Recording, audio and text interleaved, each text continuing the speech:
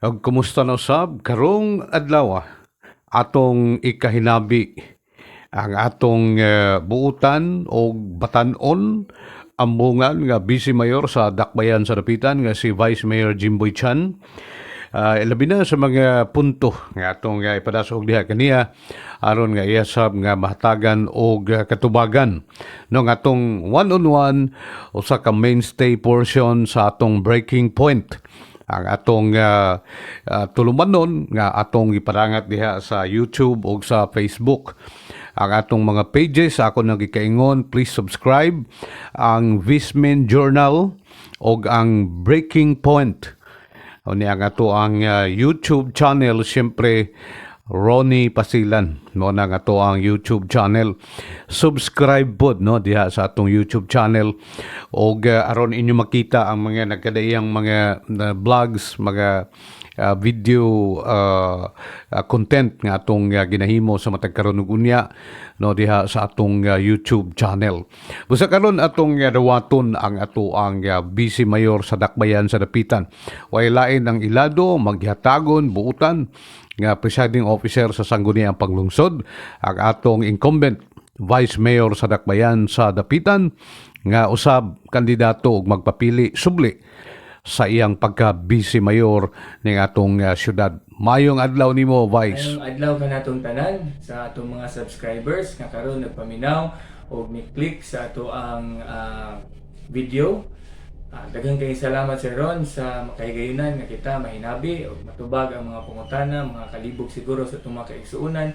Ingon man sa atong baruganan o sa atong prinsipyo, isip pinili sa katawhang Dapitanon. Sa tanan natong mga kapayintihan, sa tanang mga higala, kinabag ang katawhan sa Dakbayan sa Dapitan, maayong adlaw ka natong tanan o ang Ginoo magauban ka nato kanunay. Salamat Sir Ron. Okay, salamat kayo niya. Welcome pod sa atong tulumanon Breaking Point. No, ang una natong pangutana kining ako sa ning gipangutana sa imong kauban sa Sangguniang Panglungsod si Konsyal Gabriel Cad kadtong pag-launch nato ning atong tulumanon nga Breaking Point no kay siya mo'y una nato nga na imbitahan og nihining tulumanon na one-on-one sa Breaking Point.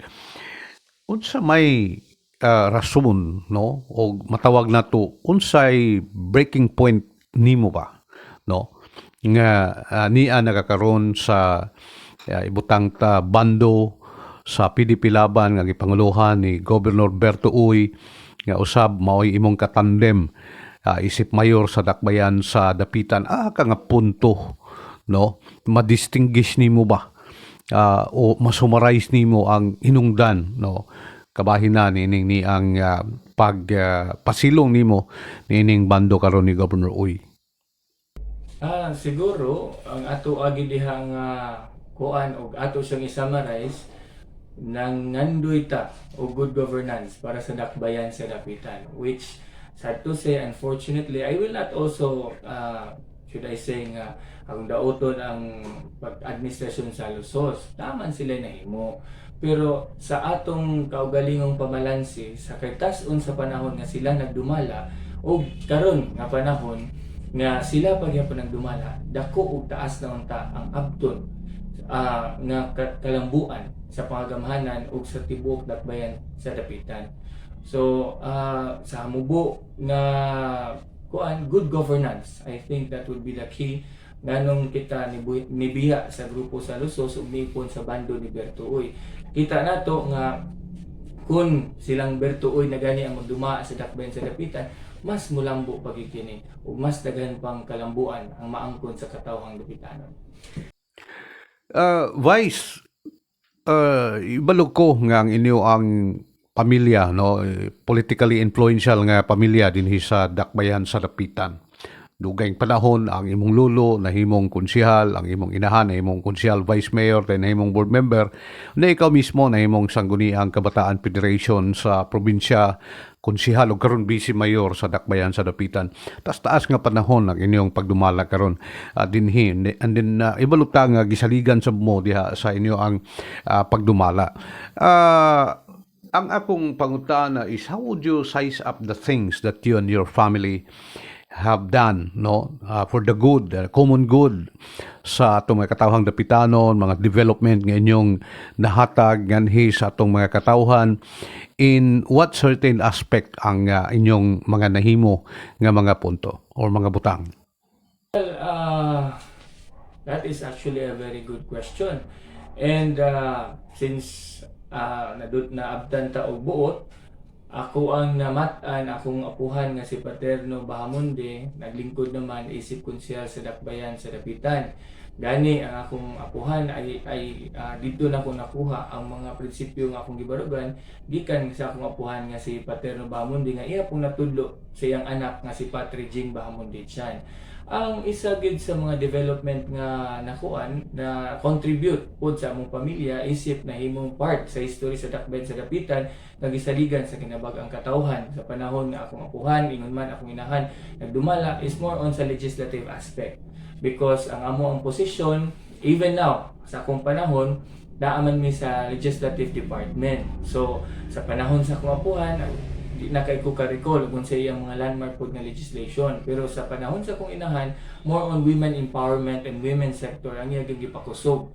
So gani karon even as she continues being the board member of the first district, ang iya gyapon gi-empower ang kababayenan, usog kababayenan ang tawag sa di pangabugaran o gingon man gitukod o gipadayon pagpalambo nga grupo sa akong inahan nga si Patri Jing Chan. Unya sa ako pong kabahin more on dinhipod sa youth, because gasugod man ko as SK chairman, SK Federated President, and then after a short rest nibalik ko isip konsyel sa Dakbayan sa Dapitan, youngest actually during my time to be elected as the SK Provincial Federated President in the entire province. I mean in the entire country. And after ana pod nahimot ang kamanghurang konsyel sa amo kong term, so kabataan gihapon ang concern. So more on youth legislations. In fact, ako man mo'y nakapasa gani sa Youth Development Council composition of ordinance. So gani karon gina-enjoy po na sa kasamtangan sa Nguniyang Kabataan Federation ang composition o ingon man ang budget preparation o budget sa Youth Development Council. So more or less dili mi dapit sa legislative aspect. Unya sa akong nakita pod sa kinagmay, people might see some of my individual should we say kaning donations sa mga barangay, sa mga churches, sa mga streets. Those are the things na nakita nako nga sa ginagmay apan kanunay o sa kinasing-kasing ma-share nato sa mga nagkalain-laing barangay para pod nga makatabang mga waiting sheds, mga trash bins, mga street lights, but those all of those are from my personal account. Dili to siya gikan sa budget sa gobyerno. Okay, thank you kayo, Vai, sa maong katubagan. No? Taking all this into consideration, are you satisfied, ani, nga nahimong family legacy ninyo sa politika? I think we can do more, and we are hoping to do more. By God's grace, and if He ordains us to continue, daghan pa may nakita nga gusto namong ikatampo para sa Dakbayan sa Dapitan. In fact, ang atong Ilihan Hill for time being, wala nato na matagai o dako-dakong pagtagad. Daghan pa gid unta tang pwede mahimo diyang dapita. Atong foot trails, ato ang Mount Love, including kaning ato ang Mount Tapi. No? These are prime tourist destination that we could give importance to. In fact, ang ato ang Rizal Shrine, this should be the highlight of our city. We have deviated from it being the highlight. Ato ang mapa sa Rizal, mapa nga gigama ni Rizal dinhi sa ato ang plaza. All others, including but not limited to ato ang mga beaches, no? It should be development at the same time pod kaning environment friendly nga ma-maintain pod ang kahapsay sa kinaiyahan, because sad to say karon while our beaches are thriving, at the same time ang atong trash pod wala kay natong address. In fact, makita nato musuroy tas mga barangayan naara diha nagtapunog ang ubang mga basura. So this should be given solution. In fact, ug musuroy ta sa atong mga kabarangayan, ang atong mga ginagmay nga mga streams, atong mga ginagmay nga mga sapa nagkahinay-hinay naging ka-polluted, no? Sayang kaayo kung muna atong ibilin sa atong mga sumusunod nga henerasyon. And then, Ang sunod na akong pangutana, how do you see or assess the political and leadership style and performance sa imo karong katandem nga si Governor Berto Uy, isip mayor sa Dapitan, ang iyang matang sa panggobyerno, ang iyahang prioritization sa mga projects, allocation, tabang adto sa mga katauhan, unsay imo ang assessment ni ini? Makatabang man ni sa atong mga katawan, sakto ba nga siya ang nahimo nimong running mate? Well, by comparison, siguro lahi ako ang pananaw kaniadto niya nga wa pa mi nagkauban ug karon nga kauban nami sa politika. Una, akong nakita people may not understand it and people may mock him about it, pero sa nakita ginako kanang iyag yung gusto nga matuod nga naay kahadlok nga governance sa panggobyerno, nakita nako nga tininuod gina siya. Some people are mocking him because wa gid sila kailan ni Governor Berto. But once you know him, makita nimo nga kinasing-kasing ginaiya nga gusto niya gobyerno para sa katawhan nga naay kahadlok sa atong Ginoong Dios, which is gusto nako na nga panggobyerno. Kay kung ang tawo gud ug ang nagdumala sa kagamhan ng lokal naay kahadlok sa Ginoo, hinay-hinay hangtod sa mawala gyud ang pagpangwarta ingon man ang korupsyon nga dili angay sa usa ka LGU. I'm not just saying dinhi sa ato, sa probinsya, diri sa atong syudad, kung dili ang akong pasabot sa kinabag-ang Pilipinas, gikan sa Batanes paingon sa Hulo, kung aduna tay tinuoray nga kahadlok sa Ginoo, maglikay gyud ta sa di maayong pagduma sa dakbayan sa Dapitan. Sa dakbayan nga gipangalagaran. Unya isa po sa akong nakita, more on ang pamaagi ni Goberto, gusto gid siya mangutana sa mga tao ug unsa ilang gikinahanglan rather than there is a consultation rather than implement what he has in mind nga sa iya aratong tan-aw nga gikinahanglan.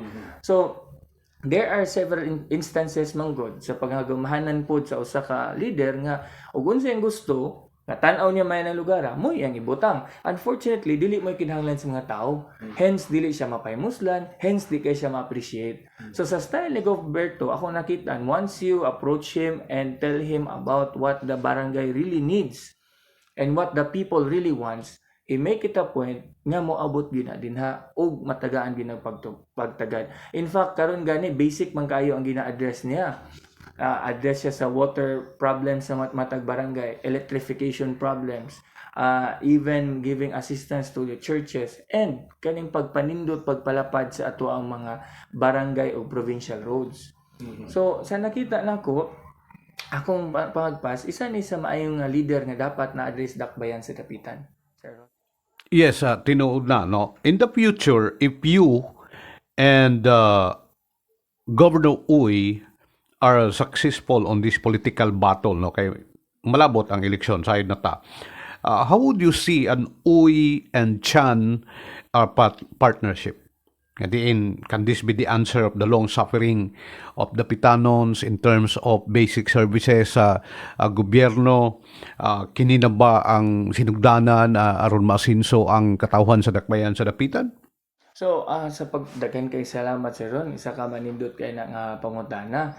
Well, sa kinasing-kasing, kung matagaan sa kay gayunan, labi na labang makagagahon sa dihog nga makadumala sa atong dakbayan, kami ni Goberto, I will assure the people nga dili gina on the reverse. But on the positive note nga, ang atong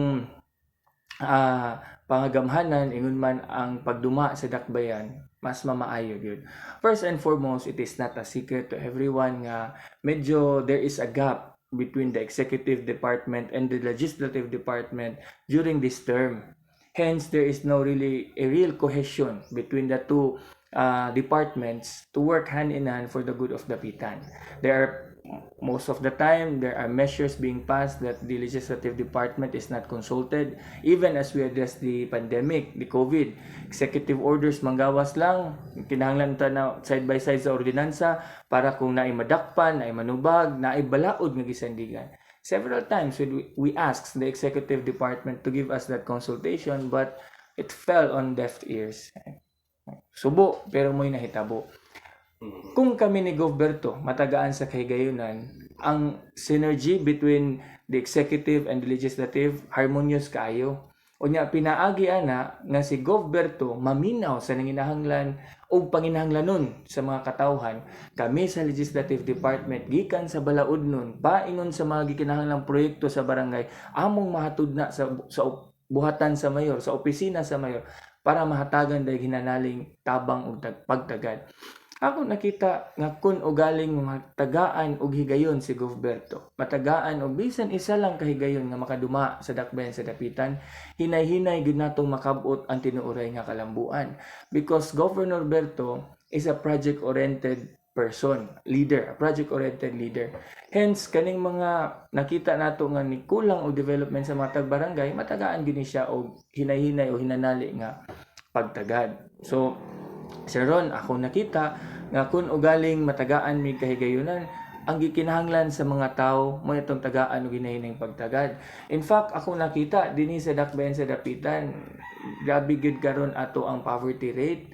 In fact, even gani ang mga sin sa balay, mga bungbong, ingon man ang mga CR, nanangup sa mga politiko mahitungod sa kalisod. Mga trabaho karon musugot na lang gani bisag tag 100, 150, 200 sa mga pribado nga mga sektor tungod gid sa kalisod.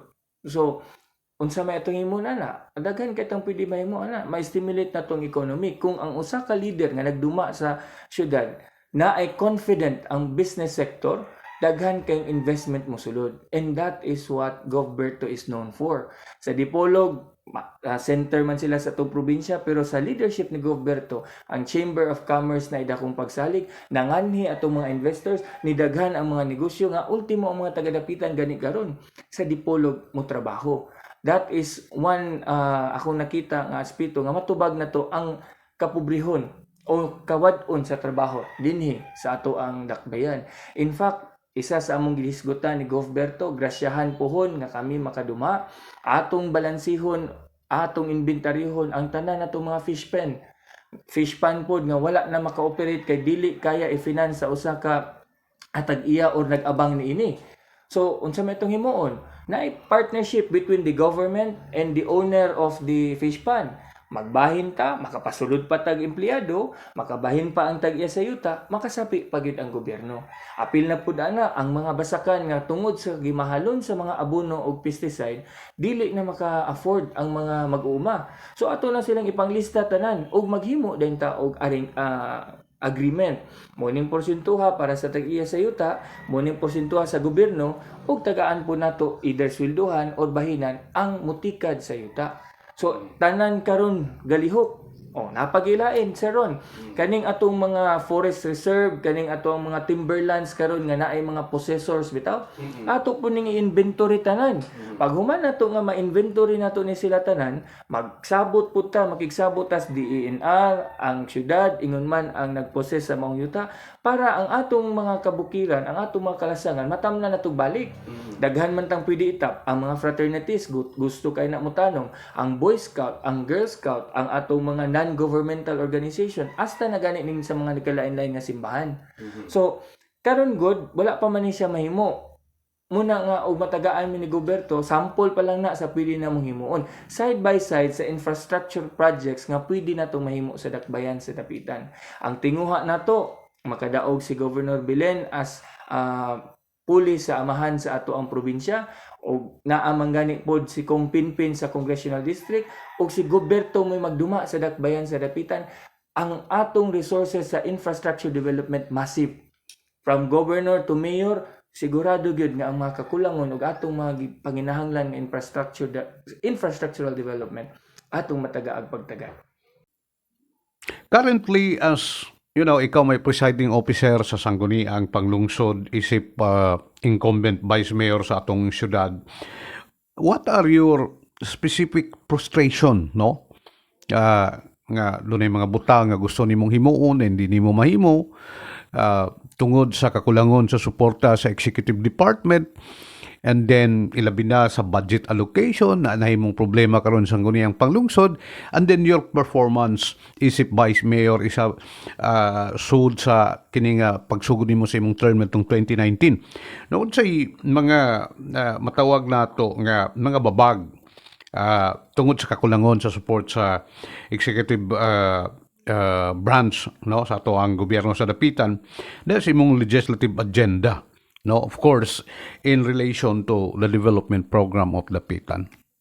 Daghang salamat sa pangutana, Sir Ron. Actually, frustration lang from the start and from the get-go, daghan. Because while we were at the beginning of my term, kauban mig partido, while we were at the same party, but the support is not there.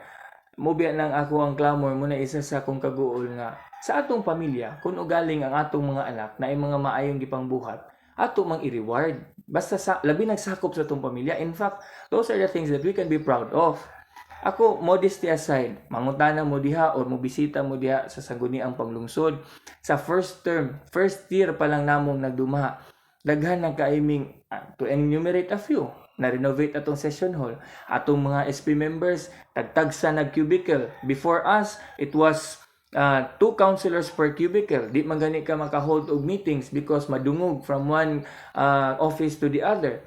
Pag-abot nato, ato nang natagsa sila. Ang parking space sa silong, we were able to organize it.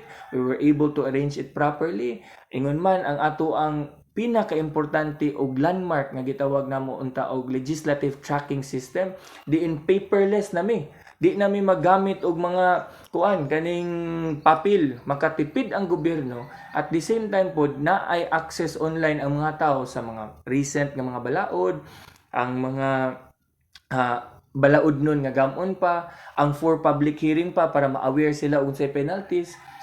Muna siya may among gihimo sa Sangguniang Panglungsod on my first year as city vice mayor. But sad to say, imbis nga malipay atong kauban, mura manuntag na condemn, mura manuntag di kasuyaan, ug wala gitay support nga nakuha. Currently, that frustration continues because in my last year, in my first term, katapusang tuig, karong tuiga, gihurot pagyud og kuha ang budget sa opisina sa Vice Mayor. Ang makaguol, dako kuno tag-increase sa ira, tinuod. I think nag-increase ta og mga 30%. From 800 million, we are now to 1.1 billion kapin. Ang increase sa opisina sa mayor, 66%. Pero ang decrease po sa opisina sa Vice Mayor ug Sangguniang Panglungsod, sa opisina sa Vice Mayor, 55%. Sa opisina sa mga SP members, 45%. All the rest of the offices, increase ang budget. Pero ang opisina sa Vice Mayor, gi-decrease. Ako, I understand na we are on political season and we are of the same political party. But let us always remember, it is not the party who elected us. It is the people. And when we deprive unsay kaayuhan untang ikahatag sa people, diha tanay diferensya gamay. Kaya ako, to be honest, last year I was already with the Berto Oy group. I could have withheld the budget of the SP members. I could have not signed their JOs and tell them, you ask JOs to the mayor. But I did not do that because not only it is unfair, it is not right. Sometimes, even though naata sa ato ang tagsa-tagsa ka politikanhon nga partidong gibarunggan, pagtan-aw gid pud nato nga sayop, di gid pud ta angay anak pud dagway nga mopadayon. Hence, with that frustration, na-cemented pud, nasakto na gid pud akong decision to leave the party and to join allegiance with the party of Governor Uy. We are not telling you nga we are the immediate and kami ra gitubag sa problema, but maningkamot gid mi nga sa pagsalig niya nga ihatag ninyo namo, di gid pud mo magmahay. And actually, Sir Ron, that is my principle ever since starting and entering to politics. I'm every day as I pray sa atong Ginoo nga giyahan ko sa atong pwede mahimo sa dakbayan, naningkamot ko nga ang mga nisalig dili magmahay. O sa mga wala ni salig sa mga naglabay nga eleksyon, makaingon na po sila, ay, angay naman po day sa liga ning bataa. Pwede naman po day ni siya dili sa dakbayan sa dapitan, kaya naningkamot na po para sa katawhan. So, very frustrating indeed, no? And then, Vice, taod-taod naman po nga nagsuroy ang inyong grupo diya sa mga kabaranggayan, and then ibalok ka nga apit na ang kampanya, gani ang national campaign period magsugod na in 2 weeks time, and then by March magsugod na sab ang campaign period. Yeah, unsay mga chances kaha nga imo nakita alang sa imong pundok chances ba nga doon na ba'y kadaugan no ang grupo sa PDP Laban din sa Dakbayan sa Dapitan, ilabin na kay kanunay ang pag-angkon no sa kasamtamang liderato sa syudad sa Dapitan nga they are invincible. So unsa nay nahitabo karon? Well, ako, modesty aside, I'll be honest, kuan, dili mong gud tagaluton nga pagkatao. Ako, kuan, kanang we're fighting. Kanang maayo ang lakaw, mo na ako'y kasulti. Dili ko moingon nga, daog na gid mi. Di po ko maingon nga mapildi mi. Pero, ang ato lang yung gipangayo, ang grasya ra gid sa Ginoo nga iyang itugot.